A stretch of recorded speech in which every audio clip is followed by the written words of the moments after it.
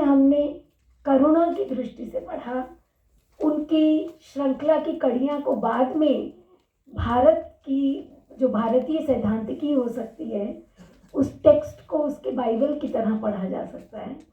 लेकिन क्या नहीं पढ़ा, मैं आपको कोट करूंगी। एक उनका संस्मरण है जवाहरलाल नेहरू पे, जो प्रधानमंत्री बने, जवाहर भाई। 2 जगह पे उन्होंने नेहरू की कमजोरियों का उल्लेख किया, मतलब उनकी सबलताओं का और कमजोरियों का, देश के प्रधानमंत्री पर सवाल उठाया। अगला एक वो संस्मरण लिखती हैं, उसमें सुनाती हैं कि नेहरू के पास वो गई हैं, 15-16 साल उनकी उम्र है। नेहरू ने उन्हें बुलाया, सुना है तुम्हारी मार्फत कुछ खत आते हैं, क्या ये सच है? मैंने स्वीकार किया। फिर प्रश्न हुआ, क्या तुम जानती हो कि खतों में क्या लिखा होता है या कौन किसको भेजता है? मेरे नहीं कहने पर उन्होंने उस संकट की संभावना जताई जो ऐसे अनजान माध्यम पर आ सकता है।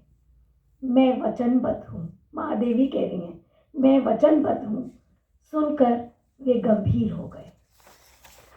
अब महादेवी के व्यक्तित्व में जिस तरह की निर्भीकता है, स्वाधीनता आंदोलन के दौरान क्रांतिकारियों के पत्र उनकी मार्फत जाते थे, इसको अगर हम केवल स्त्री साहित्य को पितृसत्तात्मक चश्मे से पढ़ेंगे तो ये साहित्य हमसे छूट जाएगा।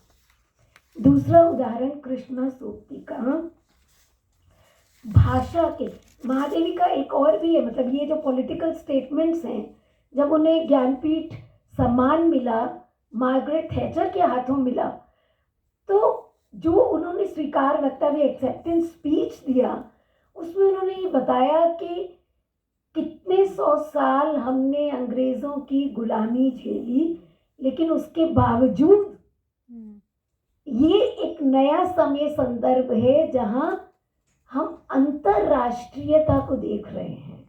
ये 80s में है, ग्लोबलाइजेशन आने के पहले, और उस समय महादेवी ये बात कर रही हैं। तो कृष्णा सूक्ति को भी हमने बहुत पढ़ा, प्रेम, परिवार, पितृसत्ता, कितनी बोल्ड राइटर है, अपने लेखन में ये कह सकती हैं, वो कह सकती हैं।